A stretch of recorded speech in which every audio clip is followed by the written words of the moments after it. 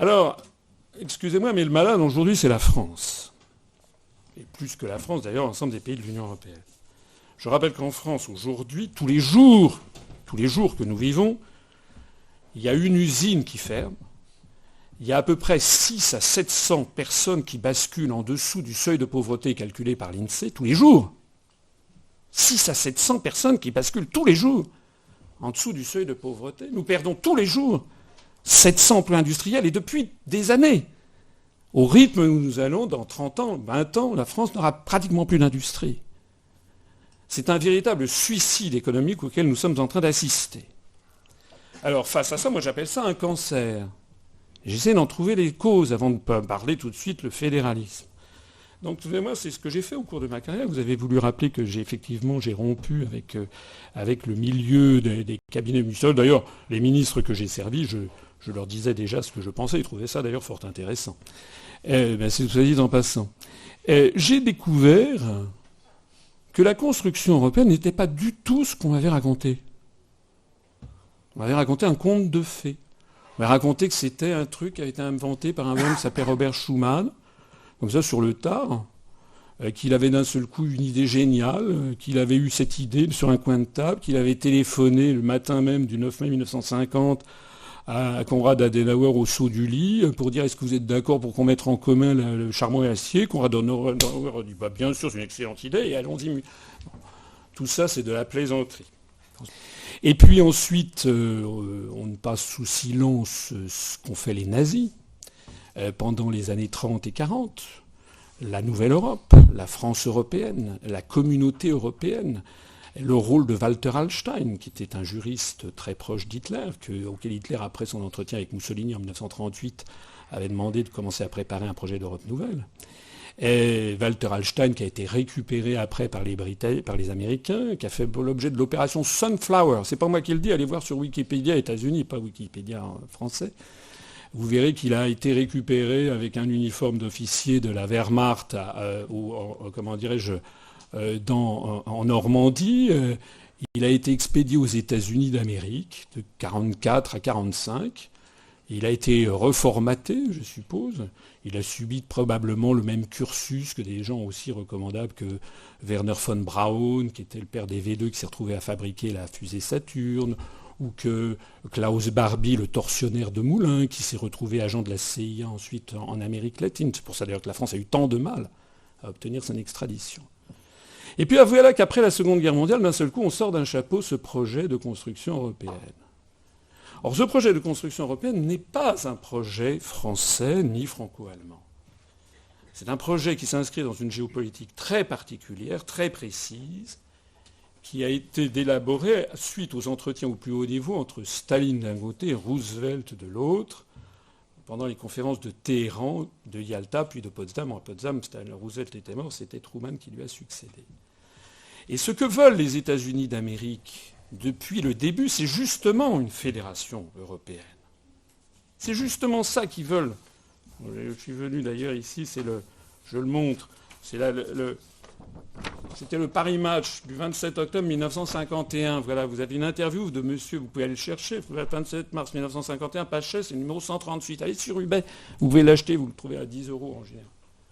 Il y a une interview d'Eisenhower qui dit « Rien ne pourrait nous être plus favorable que d'apprendre que les États d'Europe ont créé une fédération européenne, l'acte constitutionnel de l'Europe. » Alors ce qu'il faut se demander, c'est qu'est-ce que cherchent les États-Unis ? Et pourquoi est-ce que, d'ailleurs, au passage, ça évoque peut-être, ça avance peut-être sur la suite, puis je vais pas m'interrompre, je ne vais pas monopoliser la parole, mais on parlera tout à l'heure, par exemple, peut-être de pourquoi la Turquie doit entrer dans l'Union européenne.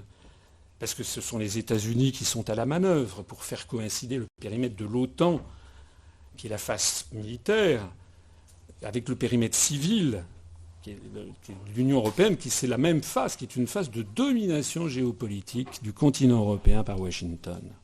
C'est de ça qu'il s'agit. C'est de ça qu'il s'agit en Ukraine en ce moment.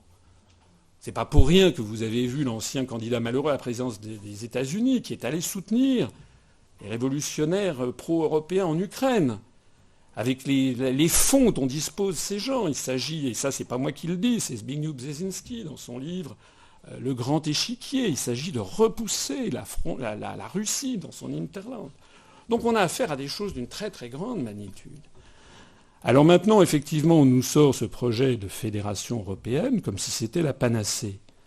Moi, je pense qu'avant d'y réfléchir, il faut replacer tout ça dans le contexte que je viens de dire, et puis ensuite se poser la question de savoir ce que l'on fait. Je dirais, mais je vais laisser la parole à mon contradicteur, parce qu'on y reviendra tout à l'heure, je vous dirais quand même un mot qui me paraît important, c'est que les partisans de la construction européenne sont absolument indifférents aux résultats qu'ils obtiennent. C'est terrifiant. Nous avons affaire à un dogme d'État qui présente un certain nombre d'analogies avec la construction du socialisme. Ça n'est pas fondé sur les mêmes présupposés et prédicats économiques, bien entendu, mais c'est la même chose. Il s'agit nolens volens, contre vents et marées, d'imposer une idéologie, une vision du monde qu'on a définie une fois pour toutes, quoi qu'il puisse dire et faire. Ça ne marche pas, ça marche de moins en moins, et on a affaire au débat qu'il y a eu à la fin de l'Union soviétique entre ceux qui voulaient forcer le destin et ceux qui disaient qu'il faut tout arrêter.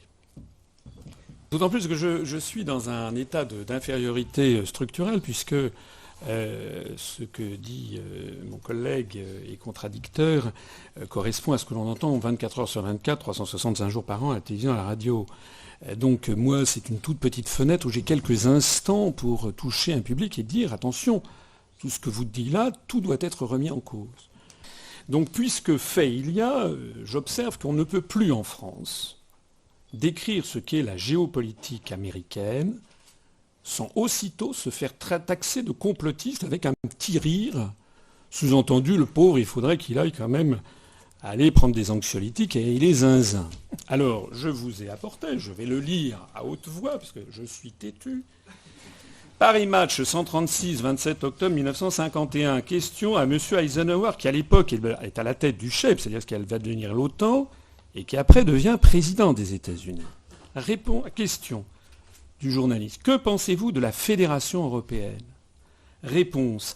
Rien ne pourrait nous être plus agréable que d'apprendre que les États d'Europe occidentale ont décidé de réunir dans une ville d'Europe, disons à Luxembourg, des délégués responsables avec le mandat de rédiger l'acte constitutionnel de l'Europe, de désigner la capitale, et qu'à partir du 1er janvier, l'Europe occidentale fonctionnera comme fédération. Aucune décision ne pourrait mieux nous aider dans la tâche que nous poursuivons. Alors, est-ce que c'est du complotisme que de lire Paris Match ? Bon, Monsieur Clinton, président des États-Unis le 15 novembre 1999 à Ankara, dépêche AFP de 15h35. Je suis ferme dans mon soutien à la candidature de la Turquie. Je crois très fermement que l'une des 4 ou 5 questions pour cette partie du monde est de savoir si la Turquie deviendra un partenaire de plein droit de l'UE. Aucun pays de l'Union européenne, d'ailleurs, n'a rappelé son ambassadeur à Washington en disant que ce n'était pas les affaires des États-Unis de savoir qui devait entrer dans l'Union européenne. Monsieur George Bush, président des États-Unis, discours à l'université de Varsovie. La preuve qu'on n'est pas aux ordres des États-Unis, c'est que la Turquie n'est pas entrée et n'entrera très probablement pas. Oui, ça fait déjà 6 milliards d'euros que l'on a versé avec votre argent. La France payant 16%, ça fait déjà 1 milliard d'euros sur plusieurs années qu'on a versé de fonds de mise à niveau à l'entrée de la Turquie. Comprenez-moi bien d'ailleurs. Hein. Moi, je ne suis pas turcophobe. J'essaye simplement de comprendre pourquoi la Turquie doit entrer et pas la Russie. C'est ça que vous devez aller demander à votre député. C'est ça, pourquoi la Russie doit-elle pas entrer dans l'Union européenne ? Qui en a décidé ? Et qui a décidé que la Turquie doit y entrer ? Il s'agit d'une manœuvre géopolitique qui a été précisée par le président George Bush, président des États-Unis. Vous voyez que c'est quand même au mieux, je ne peux pas faire mieux, comme source.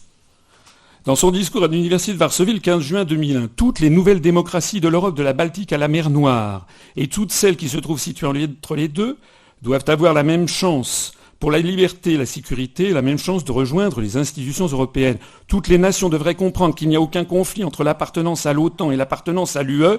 Nous faisons bon accueil à une Europe vraiment unie. C'est du complotisme. Madame Condoleezza Rice, pendant qu'il y avait les élections en France, le référendum de 2005, elle était allée à Vilnius, elle est reçue par le président lituanien Valdas Adamkus, c'est une dépêche AFP. du 21 avril 2005.